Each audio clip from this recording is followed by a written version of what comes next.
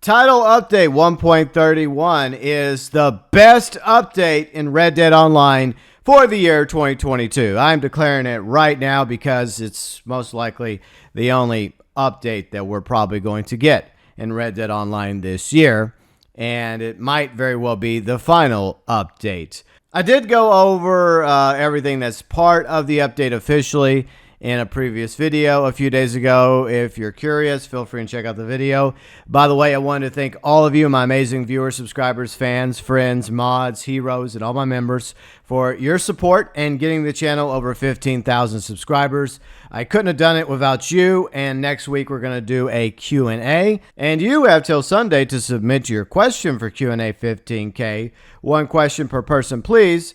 Go to the various posts that I made regarding 15,000 subscribers at the YouTube community page, as well as Twitter, Facebook, Instagram, and our amazing Discord community in order to find ways to submit your question for Q&A 15K. And once again, I want to thank each and every one of you from the bottom of my heart for your support in getting the channel to 15,000 subscribers. So along with some fixes allegedly, I have heard a few reports out there that there are other issues in the game thanks to Title Update 1.31, which, to be honest, doesn't really surprise me.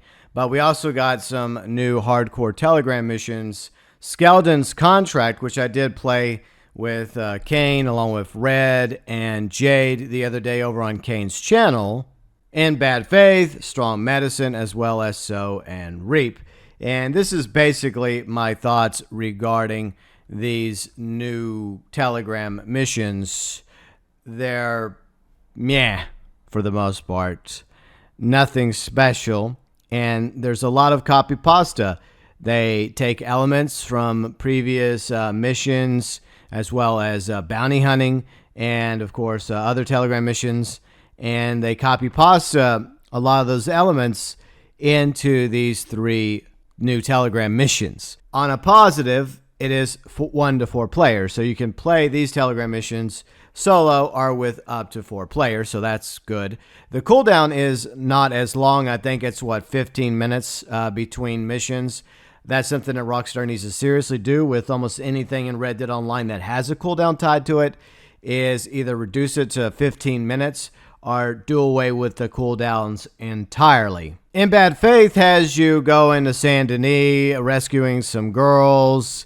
Strong Medicine is you going into Blackwater and stealing some drugs from this cult, the 7th Generation cult, and then taking them to Beecher's Hope. And finally, Sow and Reap has you go out to Tumbleweed.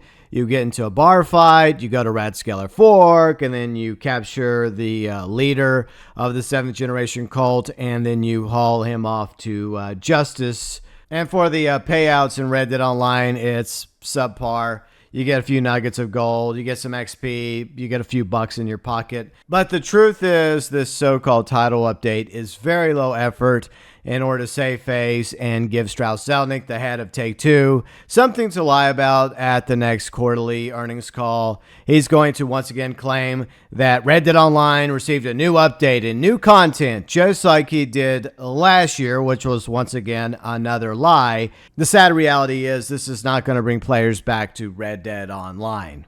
At this point, I don't even know who is making the so-called content for Red Dead Online at Rockstar Games.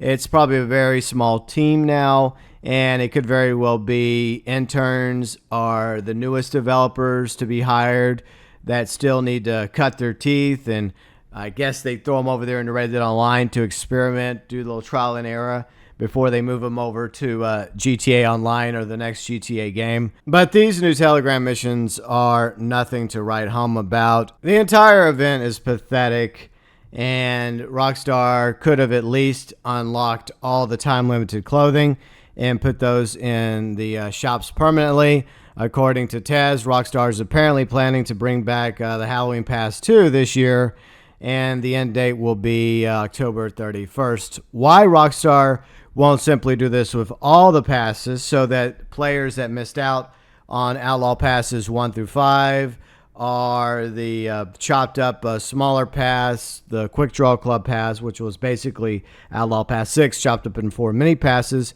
as well as Halloween Pass 1 and 2. Why not just add all these passes to the game, Rockstar, so that players that are still playing, that missed out on all the content, have an opportunity to earn this content while playing. Maybe that's their plan.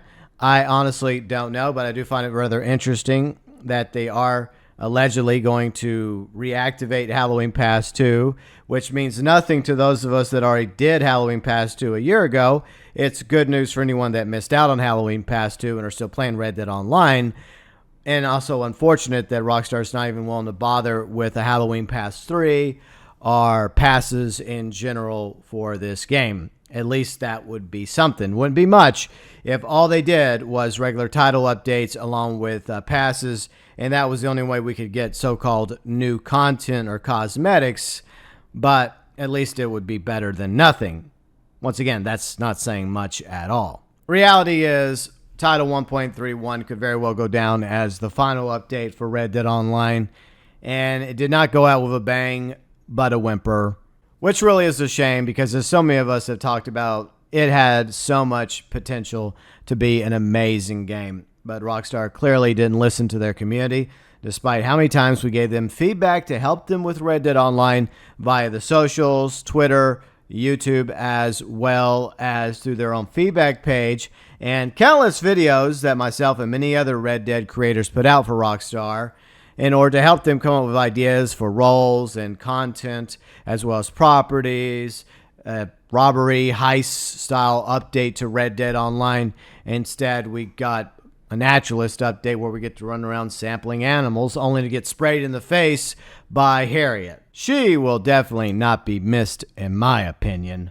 And another thing regarding the new Telegram missions, just like the other Telegram missions, it's free aim, so if you're not very good at free aim in Red Dead Online, you're going to have a bad time, especially since from playing Fortnite free aim, it's a lot smoother, it's a lot better to actually play free aim in Fortnite than it is in the other GTA Red Dead games because Rockstar's not as good when it comes to free aiming with a controller. And to be honest, the Telegram missions are only worth experiencing once with friends. Don't go into it solo.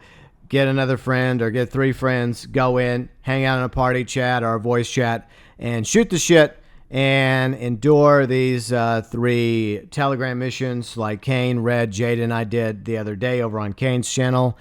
And once you're done, then you can say, hey, that's it. That's probably the end of it, and it's time to move on. I don't know what was less enjoyable, me playing Saints Row for the 4 hours that I did a few weeks ago, are these new Telegram missions. It's about 50-50.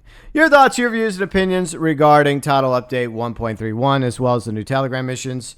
Do you think this could very well be the final update for Red Dead Online, or do you think that they'll continue to put out smaller updates here and there?